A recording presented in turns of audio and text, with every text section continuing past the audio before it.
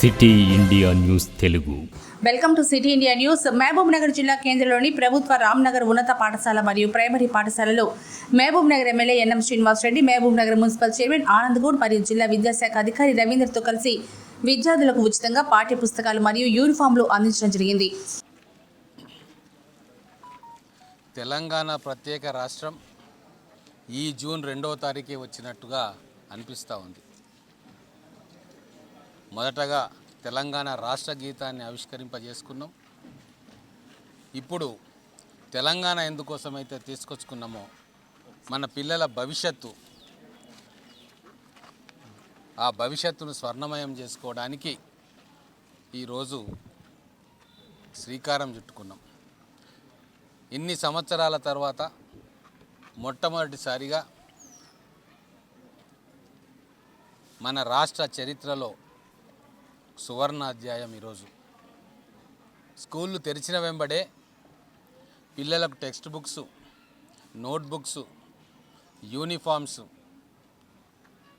School తెరిచిన రోజే ఇవ్వడం అనేది చరిత్రాత్మకమైన నిర్ణయం.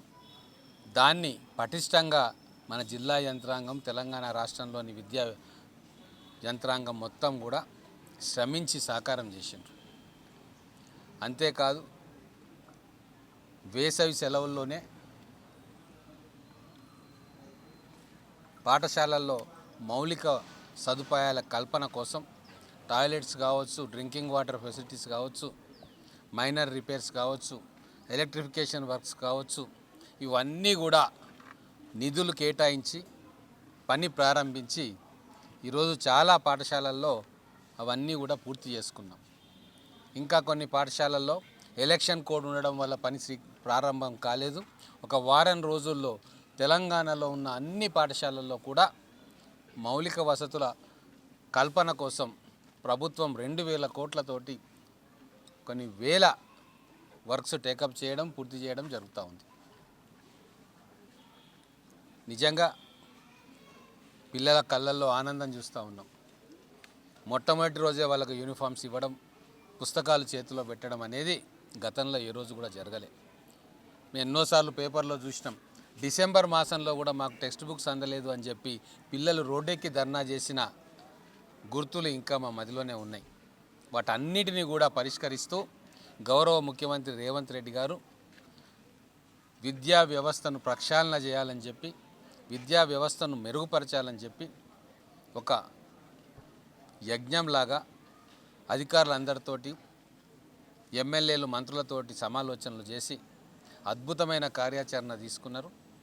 ఈరోజు వారి కృషికి, వారి పట్టుదలకు, వారి ఆలోచనలకు ఇక్కడ ఈరోజు మనం అందరం కూడా ఫలితాలను చూస్తూ ఉన్నాం. నేను మన టీచర్స్ కూడా ఒకటే విజ్ఞప్తి చేస్తూ ఉన్నా. కొత్త శకం ప్రారంభమైంది కాబట్టి మనం అందరం కూడా బాధ్యతగా మన పిల్లల భవిష్యత్తు కోసం ఈరోజు మనం ప్రయత్నం చేయాలి. పాఠశాలల్లో డిజిటల్ బోర్డ్స్ కూడా వచ్చినాయి. డిజిటల్ కంటెంట్ కూడా రాబోతూ ఉంది. డిజిటల్ పాఠాలు కూడా చెప్పబోతూ ఉన్నాం. ఇంటర్నేషనల్ స్కూల్ స్టాండర్డ్లో విదేశాలలోనే మనం చూసి ఔరా అని ఆశ్చర్యపరిచే ఆ విధానాలన్నింటినీ కూడా మన రాష్ట్ర పిల్లల కోసం ఈరోజు కాంగ్రెస్ ప్రభుత్వం, గౌరవ ముఖ్యమంత్రి రేవంత్ రెడ్డి గారి ఆధ్వర్యంలో మన పిల్లలకు తీసుకొస్తూ ఉన్నాం. విద్యా వ్యవస్థ కోసం, పిల్లల చదువు కోసం పేద మధ్యతరగతి వర్గాలు ఇక నుంచి ఒక్క రూపాయి కూడా ఖర్చు పెట్టే అవసరం లేకుండా, ప్రైవేట్ స్కూళ్ళల్లోకి పిల్లలను పంపే అవసరం లేకుండా, అంతకంటే మంచి ప్రమాణాలతోటి ఈరోజు ప్రభుత్వ పాఠశాలలోనే వాళ్లకు మెరుగైన విద్య అందించడానికి మేమందరం కూడా కృషి చేస్తూ ఉన్నాం. అందుకే దయచేసి మీ అందరికీ కూడా మీ ద్వారా పేద మధ్యతరగతి వర్గాలకు నేను ఒకటే విజ్ఞప్తి చేస్తూ ఉన్నా. మీ పిల్లలని అందుబాటులో ప్రభుత్వ పాఠశాల దగ్గరలో ఉంటే మీరు వెళ్ళి ఒకసారి చూడండి. అక్కడ పరిస్థితులను చూడండి, ఎంత బాగైనాయో చూడండి. ప్రభుత్వ పాఠశాలలోకి మీ పిల్లల్ని పంపించుకుంటే అద్భుతమైన విద్య మీ పిల్లలకు అందించడంతో పాటు మీకు ఆర్థిక భారం కూడా తప్పుతుంది. అంతేకాదు, ప్రభుత్వం జీవోలు కూడా తీసుకొచ్చింది. ఎవరైతే ప్రభుత్వ పాఠశాలలో పిల్లలు చదువుకొని 10th క్లాస్ చదువుకొని మంచి మార్కులు తెచ్చుకుంటారో వాళ్లకు ఇంజనీరింగ్ కాలేజీల్లో కూడా ప్రవేశాల్లో రిజర్వేషన్ కల్పించి వాళ్ళకు సీట్లు వచ్చే కార్యక్రమం కూడా ప్రభుత్వం చేస్తూ ఉంది. అన్ని కాంపిటేటివ్ ఎగ్జామ్స్లో మన పిల్లల్ని పంపడానికి సిద్ధమవుతూ ఉన్నాం.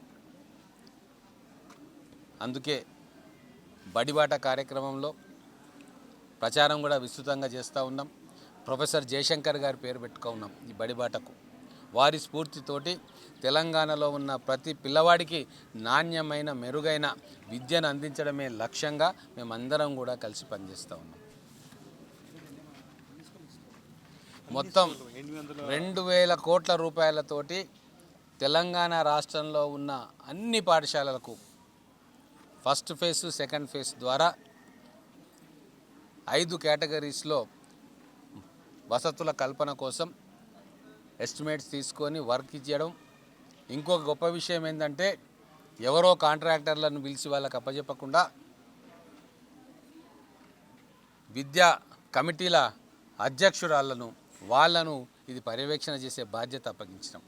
అంటే తెలంగాణలో విద్యను మహోన్నతమైన స్థానంలోకి తీసుకెళ్ళడానికి అమ్మలను, అక్కలను, తల్లులను, చెల్లెళ్ళకే ఆ బాధ్యత ఇస్తూ ఉన్నారు. వాళ్ళే పట్టుదలతోటి పిల్లల విద్య కోసం కృషి చేస్తారన్న ఒక నమ్మకంతో గౌరవ ముఖ్యమంత్రి గారు ఆడబిడ్డల చేతిలోనే విద్యా వ్యవస్థను ప్రక్షాళన చేసే బాధ్యత కూడా వారికి అప్పగించారు. ఖచ్చితంగా మాకు నమ్మకం ఉంది, వాళ్ళ సారథ్యంలో